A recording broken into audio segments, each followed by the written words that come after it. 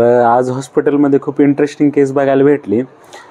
तर herpes झोस्टरचं infection होतं, ज्याला शिंगल्स पण म्हणतो आपण. आणि हे कशामुळं होतं, अशी साईडला एका साईडला पोटावर वगैरे फोडं येतात आणि ते खूप दुखतात. तर लहानपणी आपल्या सगळ्याला चिकन पॉक्स इन्फेक्शन झालेलं असतं, ज्याला कांजण्या म्हणत होतं. आणि ते इन्फेक्शन आपलं व्हॅरिसेला झोस्टर व्हायरसमुळे होतं. आणि एकदा इन्फेक्शन राहिल्यानंतर तो व्हायरस आपल्या नर्व्समध्ये जाऊन बसतो. आणि मग पुन्हा काही दिवसांनी त्याचं रिॲक्टिवेशन होतं. म्हणजे ज्यांना शिंगल्स, आपल्याला नागिन चढणे म्हणतात, हे व्हॅरिसेला झोस्टरला हर्पीस झोस्टरला शिंगल्स किंवा नागिन चढणे, अंगावर नागिन चढली म्हणून. आणि मग ह्याच्या ट्रीटमेंटमध्ये काय यूज करतो हे पण शिकायला भेटलं.